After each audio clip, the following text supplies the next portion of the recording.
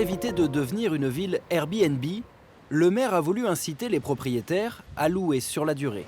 La ville des Sables-d'Olonne, c'est une station qui est née du tourisme, mais pour autant, c'est une ville qui vit à l'année. Et donc, on se donne les moyens d'accueillir à l'année sans engendrer forcément de nouvelles constructions.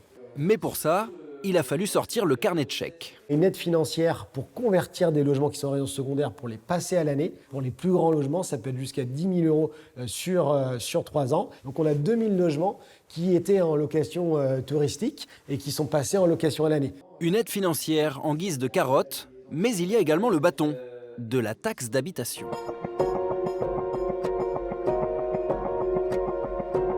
La surtaxe aujourd'hui sur les résidences secondaires, elle sert avant tout à remplir les caisses de la ville.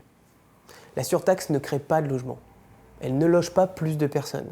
Ce candidat de droite veut plutôt augmenter le nombre de biens sur le marché. Aujourd'hui, ceux qui travaillent aux Sables-d'Olonne ne peuvent pas se loger.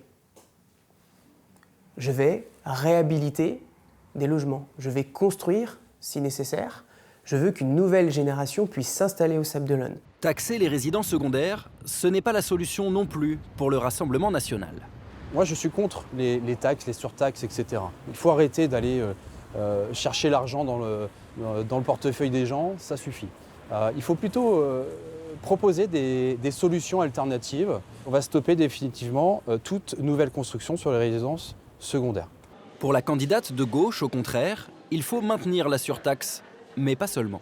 On aimerait aller plus loin. La loi Le Meur nous le permet aujourd'hui, donc modifier le PLU pour réserver des quartiers vraiment principalement dédiés à la résidence principale, pour donner vie à certains quartiers. Pour le moment, les locations saisonnières sont uniquement soumises à des quotas par quartier. Mais le débat est lancé dans cette bataille des Sables-d'Olonne contre les volets fermés.